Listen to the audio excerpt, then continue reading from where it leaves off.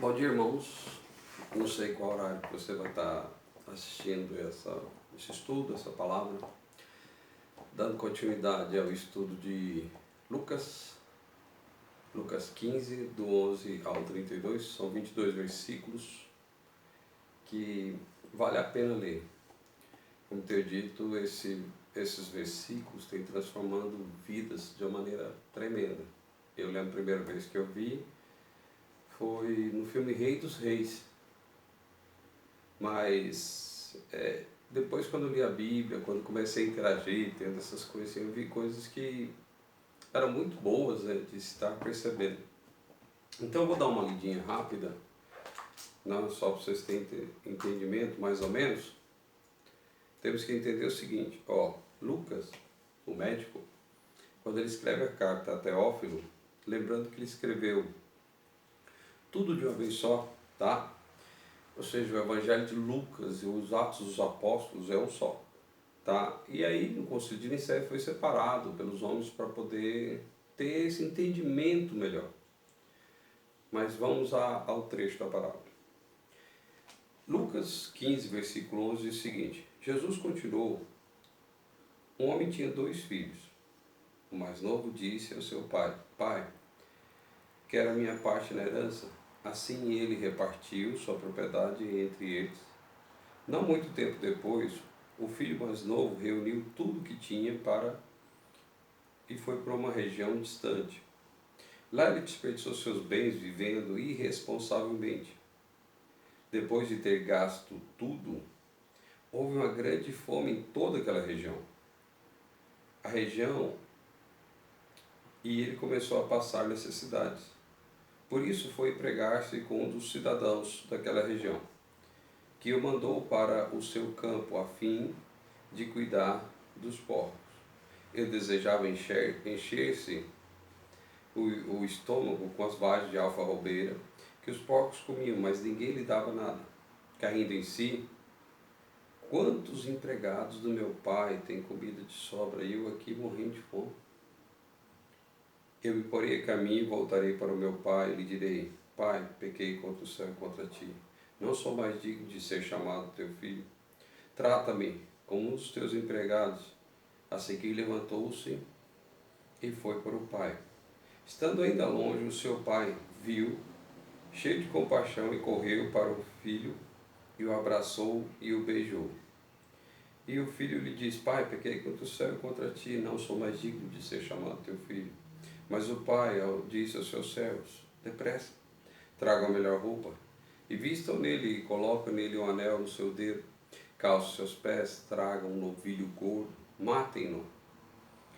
Vamos fazer uma festa e alegrar-nos, pois este meu filho estava morto e voltou à vida, estava perdido e foi achado. E começaram a festejar. Depois a gente continua o resto. Bom, eu quero que vocês entendam hoje que nessa manhã o filho caiu em si. E como eu tinha dito no estudo anterior, para os fariseus não existia essa coisa na teologia não cabia ideia de perdão, porque tudo para eles era de uma maneira muito legalista, lei pela lei. E hoje não está diferente não, porque hoje nós cobramos muito das pessoas como deve ser. Então, pegando meu pequeno resumo aqui, certo? Só para vocês terem uma ideia, a história ela muda. Imagina bem agora, o filho ele vai indo em direção ao pai. E eu fico imaginando ele descalço, saiu de lá com toda uma pompa, pegando 1/3 da herança, que era o que cabia a ele, que vendeu de qualquer maneira também naquela região para poder chegar e gastar do jeito que ele queria.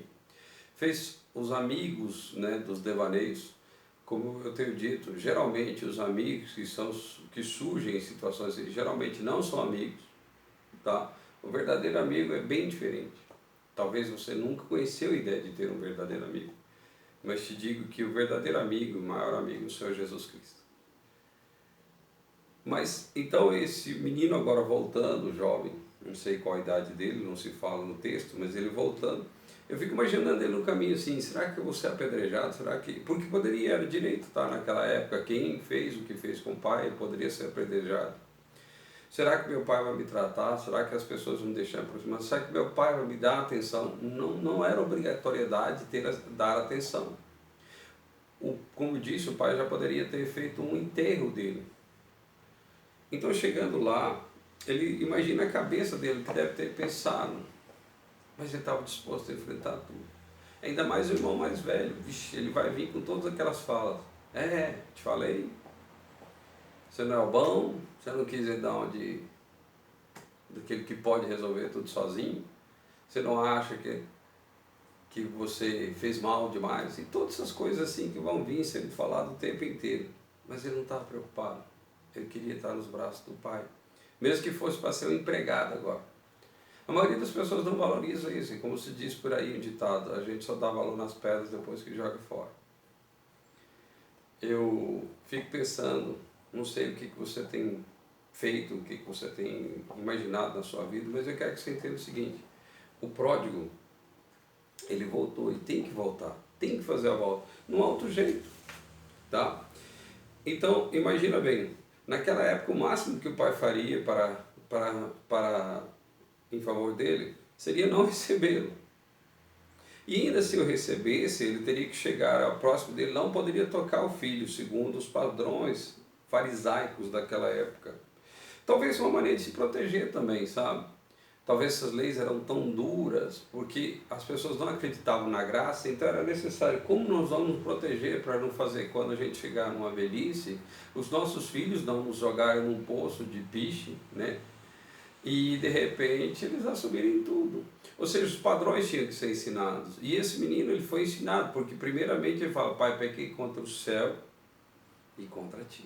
O céu tinha sido ensinado para ele. A palavra tinha sido ensinada para ele.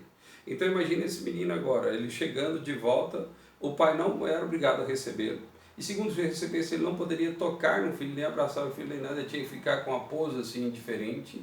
Ele tinha que ficar meio altivo assim, e o filho teria que ficar de joelhos perante ele e beijar os seus pés. E esse menino ia ser colocado de fora de casa, e esperando a vontade do pai, se o pai assim permitisse que ele entrasse dentro da casa. E talvez assim ele tenha o direito de um empregado dos mais chinfrim. Então esse era o máximo que poderia ser feito e esperado, né? Mas eu quero que vocês entendam outra coisa. O engraçado é que quando o Senhor Jesus conta as outras duas parábolas, né, que um pastor vai atrás da ovelha perdida, né, e ele atrás nos ombros, eles se alegram com isso. Quando a mulher pede a dracma, né, que eu creio, pela tradição da época, a mulher recebia sua dracma, que era uma tiara, né, de moedas, ao qual uma dessas moedas deve ter caído, e essa tiara era o significado que ela estava noiva, que ela estava cuidada por alguém, alguém ia estar com ela. Imagina essa moeda sumir, nossa, vou fabricar outra moeda. Então o desespero dela encontrar essa moeda, depois leiam, desde Lucas 15:1, tá? E aí ela perdeu essa moeda, e quando ela encontra essa moeda, ela faz uma festa, ela gasta muito mais que o valor da moeda. Então essa é a ideia que vocês têm. Quando o Senhor Jesus agora conta essa parábola, eles, em vez de ficarem alegres, porque assim como o pastor resgatou, ele trouxe nos ombros, e esse era o símbolo do cristianismo antes de Cristo, ou seja, a ideia do Cristo, como é que seria? Depois ele pega a mulher contando a história da dracma, e agora por que não se alegrar do pai que está vendo o filho? Então, a história ela muda, em que o pai fica pensando, o que o pai estava pensando? O pai corre o risco,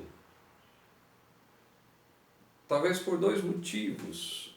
Imagina o pai que está lá, todos os seus momentos de folga, quando ele não estava trabalhando, porque se vê que ele é um trabalhador, ele ia talvez para um lugar mais alto, sei lá, uma sacada, algum desbarrancada, onde ele podia ter a visão da cidade, uma visão privilegiada, e poder ver as pessoas que estavam chegando, quem estava se aproximando. A aldeia talvez não era tão grande, mas ele era um homem rico, poderoso, que tinha condições diferentes.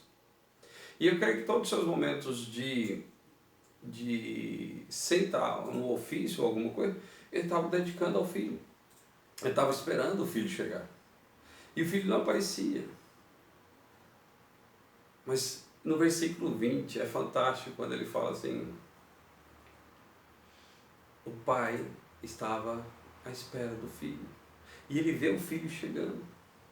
E ele vê lá de longe, não aquele menino que saiu cheio de pompa, com roupas diferentes, todo bonito, esbelto. Agora estava vindo um sujeito maltrapilho, sujo, descabelado, barba por fazer, talvez, descalço, roupas de qualquer jeito, talvez nem cinto tinha. Mas o pai reconhece o filho. E o pai reconhece, vê de longe, vê de longe, vê de longe, vê de longe. E ele sai correndo, imagina. O que levaria um homem naquela época a sair correndo no meio de uma estrada de chão, correndo atrás do filho desesperadamente, talvez por dois motivos. Primeiro, de proteger o seu filho da aldeia, porque a aldeia tinha todo o direito de humilhá-lo, de fazer escárnio, de talvez até matá-lo, em função de proteger os seus costumes. E a segunda coisa é de matar aquele que estava matando ele por dentro.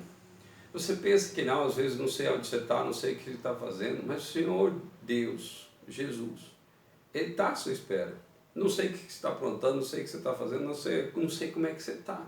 Não sei até quando você está maltrapilho, não sei até quando você está irreconhecível daquilo que o Senhor tinha para você. Não sei até quando você tem percebido a falta de esperança, mas eu te digo, o Senhor Jesus está te esperando. E Ele está de braços abertos esperando você dar a posição de cair em si e se voltar para Ele. Porque aí Ele vai correr para você.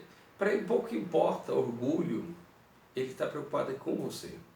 Está preocupado comigo. E assim isso nós vimos agora. Ele morreu na cruz por nós. Então imagina bem esse pai agora, ele corre atrás do filho. Sabia que naquela época os homens adultos não poderiam correr? Cabia correr somente para crianças e empregados ou escravos. Os homens adultos sempre tinham que ter um andar de linho, de pompa. Eles não poderiam correr. Ele abandona tudo por causa do seu filho. Chega correndo, em vez de permitir que ele se ajoelhe, beije seus pés, como seria a tradição, não, ele o abraça e pula no pescoço dele, começa a beijar o pescoço do seu filho. E começa a agradecer, a falar. Abraçando, abraçando, pouco importa se o filho estava sem tomar banho, sujo, era seu filho. Você mãe, você pai, às vezes você está também sofrendo, tentando fazer o que eu devo fazer para resgatar meu filho. Não, somente ore, espere no tempo que ele caia em si. Peça ao Senhor Deus para que ele caia em si. E quando ele voltar, não apedreje, simplesmente abrace e prepare um banquete para ele. E faça o que é melhor que deve ser feito. Pouco importa o que a sociedade pensa, o que meus amigos vão pensar porque eu recebi meu filho de volta, o que meus amigos vão pensar, o que a sociedade vai pensar, pouco importa. Por isso que o Senhor Jesus sempre disse, o mais importante é o amor. Tudo vai passar, a profecia vai passar, a fé vai passar, tudo vai passar, mas o amor não. O amor é ágape. Quando a gente tiver esse verdadeiro estar com o Senhor, nós vamos ver essa verdadeira experiência, onde tudo vai ser muito além. Amém? Então até o próximo estudo. Eu sou o pastor chileno da comunidade cristã Rema. Um abraço, que Deus abençoe vocês ricamente. Tchau, tchau.